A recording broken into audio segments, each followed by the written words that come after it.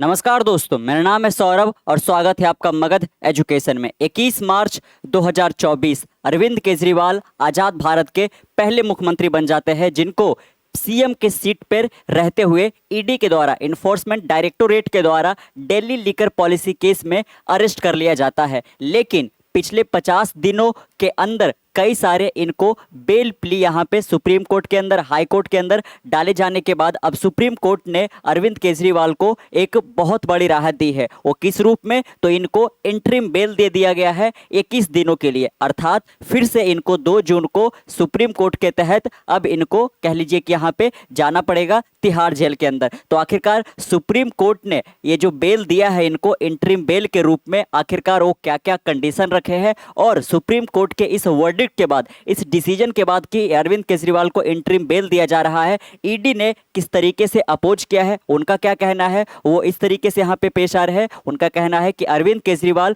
को एक special treatment दिया जा रहा है सुप्रीम कोर्ट के द्वारा, जो कि हमारे संविधान के नियमों के अनुसार नहीं सही है दोस्तों। और भी साथ में हम ये जानेंगे कि अरविंद केजरीवाल जेल से निकल कर क्या वो 10 बड़ी बातें यहाँ पे बोले हैं, इनको किस चीज का यहाँ पे ध्यान रखना पड़ेगा, क्योंकि ये इंटरिम बेल है, रेगुलर बेल से अलग है। हम उसको भी समझने की कोशिश करेंगे, आखिरकार इंडिया के अंदर बेल कितने टाइप के होते हैं और तमाम बात की जानकारी आज की इस वीडियो में लेंगे यहाँ पे। और साथ में ये भी देखेंगे कि जो इंडिया ब्लॉक है, यानी कि जो अपोजिशन पार्टी का जो गठबंधन है, आखिरकार वो इस वर्डिक्ट को किस तरीके से यहाँ पे ले रहे हैं। तो जैसा कि आप यहाँ पे देख सकते हैं, Arvind Kejriwal gets big Supreme Court relief, interim bail till June 1, है ना। देख सकते हो आप दोस्तों कि जून 1 तक यहाँ पे अरविंद केजरीवाल को 21 दिनों के लिए इंटरिम बेल दे दिया गया है सुप्रीम कोर्ट के द्वारा, है ना। आपको बता दें कि सुप्रीम कोर्ट के अंदर और हाई कोर्ट के अंदर कई सारे प्ली, कई सारे अर्जी दायर किए गए थे कि अरविंद केजरीवाल को कुछ दिनों के लिए कह लीजिए कि राहत दे देना चाहिए, जेल से बाहर आने के लिए देना चाहिए, क्योंकि आपको बता दें कि ये जो जनरल इलेक्शन का जो चुनाव है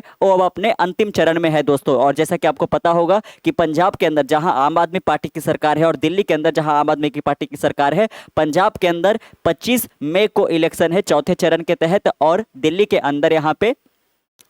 1 जून को है ना। तो अगर जो कह लीजिए कि इस वक्त भी अरविंद केजरीवाल को जेल में रखा जाएगा तो कह लीजिए कि काफ़ी, है ना, ये कैंपेनिंग वगैरह नहीं कर पाएंगे और आम आदमी पार्टी का मोराल डाउन हो जाएगा। तो ये कभी भी, है ना, फ्री एंड फेयर इलेक्शन की तरह नहीं रह पाएगा दोस्तों। तो मेन रूप से इनको जो बेल दिया गया है यहाँ पे, है ना, सुप्रीम कोर्ट के द्वारा, उस पर तो हम आएंगे ही, लेकिन मेन रूप से यही है यहाँ पे कि ये कैंपेनिंग कर सके यहाँ पे, है ना, कह लीजिए कि अपने लोगों को जोड़ सके वगैरह इस तरीके से यहाँ पे, क्योंकि आम आदमी पार्टी एक नेशनल पार्टी बन चुकी है दोस्तों, है ना, कांग्रेस से भी ज़्यादा, है ना, कह लीजिए कि ये बड़ी पार्टी यहाँ पे हो चुकी है। तो इतनी बड़ी पार्टी के मेन लीडर को अगर जो जेल में रखा जाता है तो काफ़ी गलत होगा, है ना। चलिए अब आते हैं थोड़ा सा केस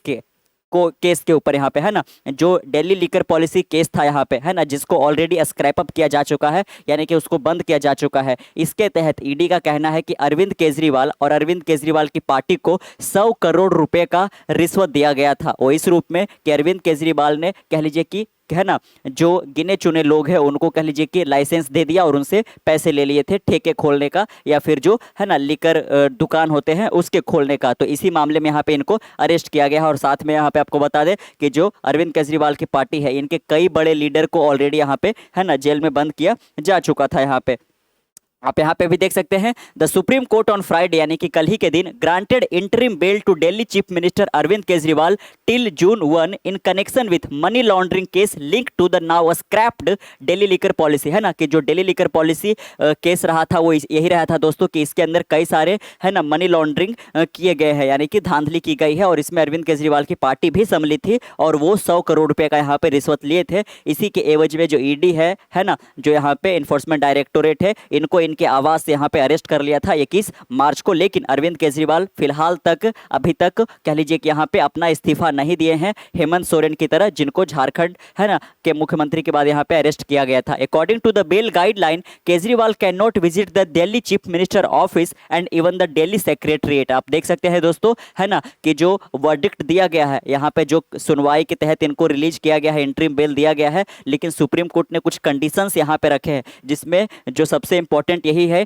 कि जो यहाँ पे अरविंद केजरीवाल है वो अपने ऑफिस नहीं जा सकते हैं, इनकी इनका जो दिल्ली चीफ मिनिस्टर का जो ऑफिस है वो नहीं जा सकते हैं, क्योंकि अभी ये इंटरिम बेल पे बाहर आए हुए हैं। और जो दूसरा यहाँ पे है ये कि दिल्ली सेक्रेटरीट यानी कि जो दिल्ली का सचिवालय है वहाँ पे भी अरविंद केजरीवाल नहीं जा सकते हैं। ये जो 21 दिन का इंटरिम बेल दिया गया है इसके तहत he has also been asked not to comment about the case और interact with any of the witness, है ना। साथ में ये भी बोला गया है कि किसी भी प्रकार का ये टिप्पणी नहीं कर सकते हैं, है ना, कि इनको जो ये केस में डाला गया है जेल के अंदर या फिर जो भी कोई विटनेस यहाँ पे है ना, इनके खिलाफ जो भी यहाँ पे आवाज उठाया है इस केस को लेकर यहाँ पे, है ना, तो इसके खिलाफ ये किसी भी प्रकार का कोई टिप्पणी नहीं दे सकते हैं। सेम इसी तरीके का इनकी ही पार्टी के एक लीडर है संजय सिंह, है ना, जिनको 6 महीने के बाद जेल से रिहा किया गया है, उनके साथ भी ऐसा ही कंडीशन रखा गया है कि आप अपने केस को लेकर कि आपको जिस तरीके से अरेस्ट किया गया है वगैरह लेकर आप इसके ऊपर कोई भी कमेंट नहीं करोगे, है ना। तो ये कुछ कंडीशन होते हैं दोस्तों, है ना। इसको बॉन्ड की तरह साइन करवा लेने के बाद ही यहाँ पे इंटरिम बेल दिया जाता है। और बेल के कितने टाइप है ये भी हम समझने की कोशिश करेंगे, है ना। जो इंडियन क्रिमिनल प्रोसीजर है हमारे संविधान में क्या प्रावधान है बेल को लेकर ये भी देखेंगे। He may walk out of Tihar today and has been asked to surrender to the prison authority by June 2। आप देख सकते हैं, है ना, कि कल ही के दिन ये तिहाड़ जेल जहाँ पे ये बंद थे करीब 50 दिनों के बाद वहाँ से छूट कर आ चुके हैं अगले 21 दिनों के लिए। और 2 जून को, है ना, एक बार फिर से यहाँ पे कोर्ट के सामने पेश होंगे या फिर कह लीजिए कि यहाँ पे फिर से तिहाड़ जेल चले जाएंगे। अब किन बेंच के द्वारा, है ना, सुप्रीम कोर्ट के अंदर किन बेंच के द्वारा ये डिसीजन लिया गया है, ये वर्डिक्ट सुनाया गया है, उस बेंच में कौन कौन से यहाँ पे कह लीजिए कि, है ना, जस्टिस शामिल थे ये भी देख लेते हैं। अब bench of justice Sanjeev Khanna और दूसरे जो है दीपंकर दत्ता, है ना, तो ये 2 जजों का बेंच बैठाया गया था जो इन्होंने, है ना, ये वर्डिक्ट दिया है। Pronounce the verdict after a brief hearing on an interim bail plea filed by Kejriwal. आप देख सकते हैं कि अरविंद केजरीवाल के द्वारा ही बेल प्ली फाइल किया गया था कि कृपया करके आप मुझे, है ना, रेगुलर बेल नहीं दे सकते तो इंटरिम बेल ही दे दीजिए, क्योंकि अगले कुछ दिनों के अंदर पंजाब में और दिल्ली में यहाँ पे इलेक्शन होने हैं दोस्तों, है ना, चुनाव होने हैं, तो उसके लिए हमें कैंपेनिंग करने की जरूरत है, तो इसीलिए इनको यहाँ पे दिया गया है। लेकिन इसको भी लेकर यहाँ पे ईडी ने अपनी कड़ी प्रतिक्रिया जाहिर करी है सुप्रीम कोर्ट के इस डिसीजन को लेकर, जो उन्होंने संजय सिंह के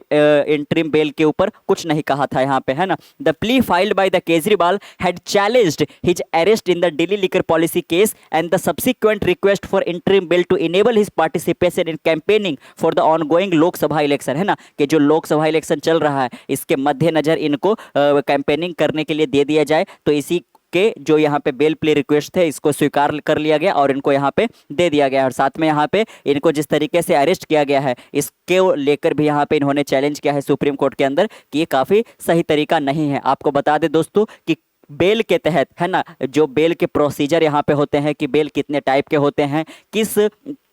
क्रिमिनल को किस तरीके से बेल दिया जाएगा वगैरह, इस चीज़ को लेकर यहाँ पे हमारे संविधान में किसके तहत ये मेंशन है, तो कोड ऑफ क्रिमिनल प्रोसीजर 1973 के तहत बेल से रिलेटेड जो यहाँ पे नियम कानून है वो यहाँ पे निहित है। अगर जो हम सेक्शन की बात करें तो 436 से लेकर 450 तक जो हमारे संविधान का सेक्शन है वहाँ आपको बेल रिलेटेड यहाँ पे जानकारी मिल जाएगा, जो कि कोड ऑफ क्रिमिनल प्रोसीजर के तहत निहित है। आपको बता दें इंडिया के अंदर 4 टाइप के यहाँ पे, है ना, यही कोड ऑफ क्रिमिनल प्रोसीजर के तहत 4 टाइप के बेल यहाँ पे दिए जाते हैं, 4 इवन 5। जो पहला है वो है रेगुलर बेल, जो दूसरा है वो है एंटीसिपेटरी बेल, जो तीसरा है इंटरिम बेल, और यही यहाँ पे दिया गया है अरविंद केजरीवाल को जो कि टेम्पररी इन नेचर होता है, और जो चौथा है वो है डिफॉल्ट बेल, और पांचवा जो है वो मेडिकल बेल है दोस्तों यहाँ पे, है ना, कि किसी को जेल में रहते हुए कोई मेडिकल कंडीशन यहाँ पे आगे किसी प्रकार का कोई कॉम्प्लिकेशन बीमारी हो गया तो उनको बेल दिया जाता है इलाज करवाने के लिए, तो यहाँ पे एक मेडिकल बेल कहलाता है। लेकिन आज की इस वीडियो में हम फोकस रखेंगे इंटरिम बेल के ऊपर। तो आप देख सकते हैं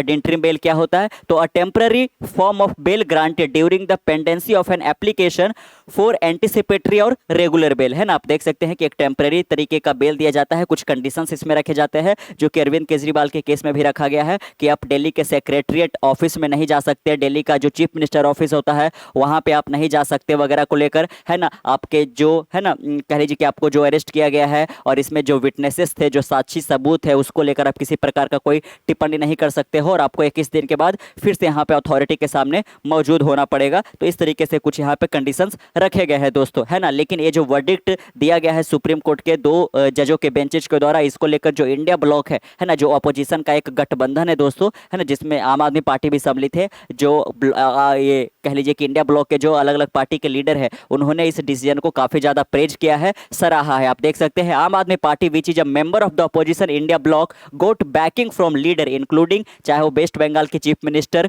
हो, चाहे तृणमूल कांग्रेस, है ना, इवन वही यहाँ पे कि वेस्ट बंगाल की चीफ मिनिस्टर और साथ में तृणमूल कांग्रेस की जो चीफ है ममता बनर्जी, और शिवसेना के जो लीडर है आदित्य ठाकरे है, और साथ में यहाँ पे जो उद्धव ठाकरे के बेटे हैं आदित्य ठाकरे, इन्होंने इस डिसीजन को काफी ज्यादा सराहा है दोस्तों। आप देख सकते हैं कि ममता बनर्जी ने अरविंद केजरीवाल को इस मिले इंटरिम बेल के ऊपर क्या ट्वीट किया है। उनका कहना है कि will be very hopeful in the context of the current election, है ना, कि ये जो करंट इलेक्शन चल रहा है इसके मद्देनजर इस तरीके का जो बेल दिया गया है काफी ज्यादा हेल्पफुल होने वाला है। वही आप देख सकते हो यहाँ पे,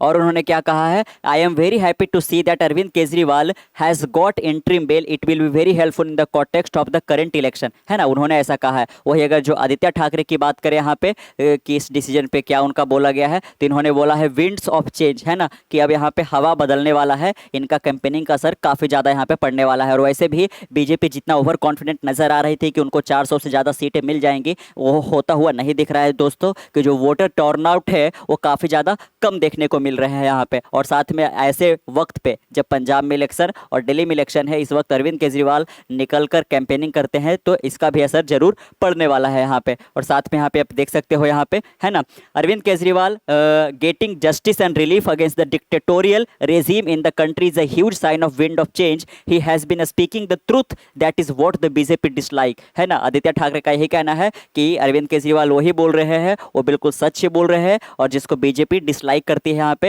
है ना, ये जो सुप्रीम कोर्ट के द्वारा डिसीजन लिया गया है ये काफ़ी ज़्यादा जस्टिफाइबल है यहाँ पे। और साथ में ये हवा का रुख बदलने वाला है, इसका एक बहुत बड़ा इंडिकेशन है दोस्तों यहाँ पे, है ना। वही अगर जो हम कांग्रेस इंचार्ज दिल्ली और हरियाणा के जो दीपक बाबरिया है, उन्होंने भी सुप्रीम कोर्ट के डिसीजन को काफ़ी ज़्यादा प्रेज किया है यहाँ पे, है ना, और साथ में अरविंद केजरीवाल के कैंपेनिंग को बैक किया है दोस्तों। अगर जो हम और आगे यहाँ पे बात करें, एडवोकेट अभिषेक मनु सिंघवी जो कि अरविंद केजरीवाल को रिप्रेजेंट कर रहे हैं यहाँ पे इस पूरे केस में टॉप कोर्ट के अंदर, उनका कहना है यहाँ पे, है ना, whether Kejriwal could get interim bail for June 5 to this justice Khanna replied no, है ना। तो जो एडवोकेट वकील जो है अभिषेक मनु सिंघवी जो कि अरविंद केजरीवाल को रिप्रेजेंट कर रहे हैं कोर्ट के अंदर, उनका कह लीजिए कि एक दरख्वास्त था, उनका एक रिक्वेस्ट था कि आप जो अरविंद केजरीवाल को इंटरिम बेल दे रहे हो 1 जून तक, कृपया आप इसको बढ़ाकर 5 जून तक कर दीजिए, क्योंकि 4 जून को तो इलेक्शन आ ही जाएगा, है, 4 जून को इलेक्शन का रिजल्ट आ जाएगा दोस्तों, और 1 जून को ये जो लास्ट 7वां चरण का चुनाव है वो खत्म हो जाएगा। तो इसलिए 4 जून को रिजल्ट आने के बाद ही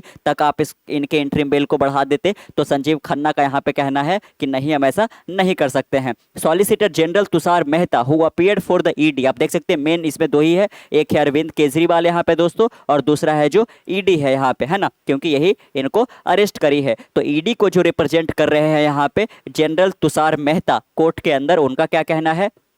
Kejriwal should not speak about the case and surrender on the date specified. उनका कहना है कि इस केस को लेकर अरविंद केजरीवाल नहीं कुछ बोल सकते, उनको नहीं बोलना चाहिए, और साथ में जो डेट स्पेसिफाइड किया गया है कि 2 जून को उनको फिर से एक बार सरेंडर करना पड़ेगा दोस्तों। साधन फरासत जो अरविंद केजरीवाल के लॉयर है, उनका क्या कहना है कि said effort were being made to ensure the Arvind Kejriwal would be release from Tihar jail today itself, the interim bail is till June 1, he has to surrender on June 1। आप देख सकते हैं कि जो बेल दिया गया है जून 1 तक ही दिया गया है, यानी कि जून 2 को इनको एक बार फिर से सरेंडर करना पड़ेगा। This has just been said orally, है ना, ये बिल्कुल ऑरली बोला गया है, लिखित में नहीं है। After the order is uploaded on the supreme court website we will see what else is there in it, है ना। तो लीजिए पूरी जानकारी यहाँ पे वेबसाइट पे आना भी रह गया है। लेकिन आप देख सकते हो यहाँ पे कि जो बेल के कंडीशन क्या रखे गए हैं, इसको हमने एक नज़र में देख ही लिया यहाँ पे कि ऑफिस वगैरह, अपने सेक्रेटरीट ऑफिस वगैरह नहीं जा सकते हैं, बेल के विटनेस को लेकर, उनके केस को लेकर किसी प्रकार का कोई बयान यहाँ पे नहीं दे सकते हैं दोस्तों, है ना। लेकिन ईडी ने कहा है कि ये जो सुप्रीम कोर्ट कर रही है वो इनको स्पेशल ट्रीटमेंट दे रही है, ये बिल्कुल भी सही नहीं है, क्योंकि कानून के नज़र में सब बराबर होने चाहिए। आप देख सकते हो दोस्तों यहाँ पे, है ना।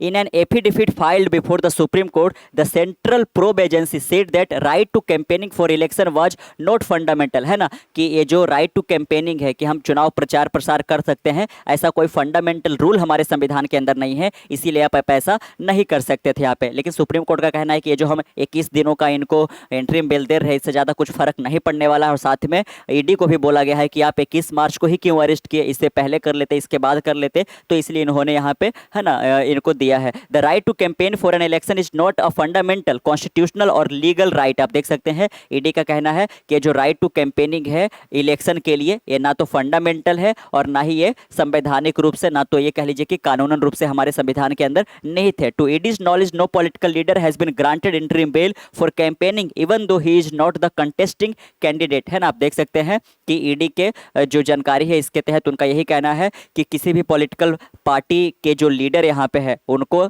इंटरिम बेल ग्रांट नहीं किया जा सकता है किसी भी कैंपेनिंग के तहत यहाँ पे, हालांकि वो कह लीजिए कि कंटेस्टिंग के कैंडिडेट नहीं हो, इसके बावजूद भी। Meanwhile the ED is also expected to file its first chargesheet against Kejriwal in the liquor policy case. This will be the first time that Kejriwal will be named as an accused in the case. उसके साथ साथ आप देख सकते हो कि ED पहली बार यहाँ पे अरविंद केजरीवाल के खिलाफ चार्जशीट भी फाइल करने वाली है, जिसमें पहली बार ये जो लिकर पॉलिसी केस का जो मामला हुआ था इसमें अरविंद केजरीवाल का नाम एक अक्यूज्ड के रूप में वो लेगी यहाँ पे। अभी तक जो चल रहा था दोस्तों वो पीएमएलए केस ही ऐसा है ना, ये जो पीएमएलए का रूल बनाया गया उसके तहत ऐसा ही है कि जब तक आप दोषी साबित नहीं हो जाते हो तब तक आपको जेल में ही रहना पड़ेगा। बाकी सब केस में ऐसा नहीं है, बाकी सब केस में है जब आप दोषी ठहरे जाओगे, जब आपको पकड़ा जाएगा यहाँ पे पूरे सबूतों के साथ यहाँ पे, तभी आपको जेल में डाला जा सकता है। लेकिन ये जो पीएमएलए का है, ये जो मनी लॉन्ड्रिंग का एंगल है, ये काफी अलग है दोस्तों यहाँ पे, है ना। इसके तहत यही होता है कि जब तक आपको यहाँ पे अक्यूज नहीं ठहरा दिया जाता है, जब पूरी तरह से यहाँ पे आप गुनाहगार साबित नहीं हो जाते हो, तब तक आपको जेल में ही रहना पड़ेगा यहाँ पे। The ED alleged Kejriwal was the kingpin of the scam and directly involved in the demanding kickback from the liquor baron, है ना, कि जो लिकर बारन है यानी कि जो बड़े बड़े प्लेयर थे यहाँ पे उनसे डायरेक्ट रूप में ये किकबैक लिया है, यानी कि रिश्वत लिए है। और इसीलिए इस पूरे केस में अरविंद केजरीवाल को ईडी क्या कहकर बुला रही है, तो किंग पिन करके बुला रही है कि मेन सातिर यहाँ पे यही है दोस्तों, है ना। आप देख सकते हैं कि ईडी चार्जशीट भी यहाँ पे फाइल करने जा रही है, तो इसको लेकर हमने बात कर ही लिया दोस्तों यहाँ पे, है ना। और साथ में तुषार मेहता ने क्या कुछ कहा है यहाँ पे कि उनको स्पेसिफाइड डेट के बाद यहाँ पे जाना पड़ेगा वगैरह, वो किसी तरीके का कोई, है ना, नहीं रख सकते हैं। और साथ में देख सकते हो आप यहाँ पे तुषार मेहता के द्वारा ईडी के समक्ष या फिर ईडी की ओर से क्या बोला गया है, आप देख सकते हो कि how can a chief minister be treated differently from an aam aadmi, है ना, कि किसी आम आदमी, उनकी पार्टी पे ही तंज कसते हुए कहा है यहाँ पे कि किसी आम आदमी के जैसा क्यों नहीं सुप्रीम कोर्ट यहाँ पे दिल्ली चीफ मिनिस्टर के साथ पेश आ रही है, कि कैसे भला यहाँ पे इनको स्पेशली ट्रीटेड किया जा सकता है। There can't be any deviation only because he is a chief minister. क्या ये किसी प्रकार का यहाँ पे डेविएशन नहीं है कि वो एक चीफ मिनिस्टर के रूप में है तभी उनको ये रिहा दिया जा रहा है। Would campaigning for election be more important, क्या इलेक्शन के लिए कैंपेनिंग करना ये ज़्यादा जरूरी है, या फिर किसी को दोषी ठहराया गया है तो उसको उस पर चार्जेस चलने चाहिए, ये जरूरी है। He had argue the top court said election are held once in every 5 years। लेकिन टॉप कोर्ट का यहीं पे कहना है कि चूंकि इतने बड़े पार्टी के लीडर है इसीलिए यहाँ पे कह लीजिए, और साथ में ये जनरल इलेक्शन है दोस्तों यहाँ पे, है ना, और 5 साल के बाद होता है, तो इसलिए हमने इनको इंटरिम बेल दिया है ना। अगर जो रेगुलर बेल दिया जाता तो एक अलग बात होता। लेकिन चलिए आखिर में हम ये देख लेते हैं यहाँ पे कि अरविंद केजरीवाल के द्वारा जेल से बाहर निकलने के बाद वो किस प्रकार से यहाँ पे बीजेपी के ऊपर यहाँ पे अपना तंज कसा है ना। आप देख सकते हैं सबसे पहले कि lord Hanuman has blessed our party, a miracle has happen that's why I am in front of you, है ना। अरविंद केजरीवाल का कहना है कि जो भगवान हनुमान है उनकी जो आशीर्वाद है हमारी पार्टी के ऊपर, उसी के वजह से आज मैं आपके सामने हूँ इंटरिम बेल मिलने के बाद। I will work tirelessly campaign across country to finish dictatorship and save India in the next 21 days, कि जो मुझे 21 दिनों का इंटरिम बेल मिला है इसके तहत मैं अगले 21 दिनों तक लगातार बिना थके, बिना हारे, बिना रुके यहाँ पे काम करता रहूँगा और देश के अलग अलग कोने में यहाँ पे कह लीजिए कि कैंपेनिंग करूँगा। और ये जो डिक्टेटरशिप है, ये जो तानाशाही सरकार यहाँ पे यानी कि बीजेपी को लेकर ये बोल रहे हैं कि उनको हम खत्म करेंगे और इंडिया को बचाएंगे दोस्तों। Only one aim, one nation, one leader. Arvind Kejriwal hit out at PM Modi, है ना, कि पीएम मोदी का जो यहाँ पे एक नारा था कि एक राष्ट्र और एक लीडर होना चाहिए, जो कि साफ साफ यहाँ पे एक डिक्टेटरशिप को दिखाता है ना,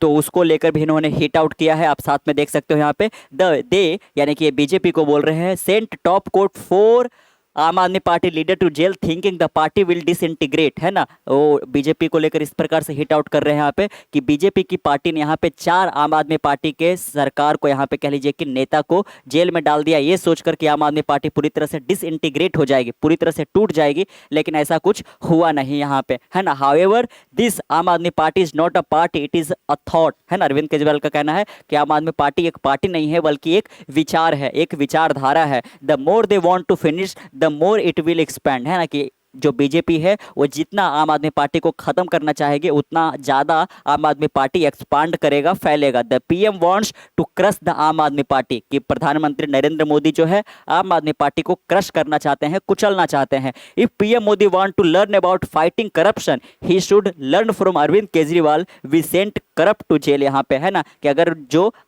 पीएम मोदी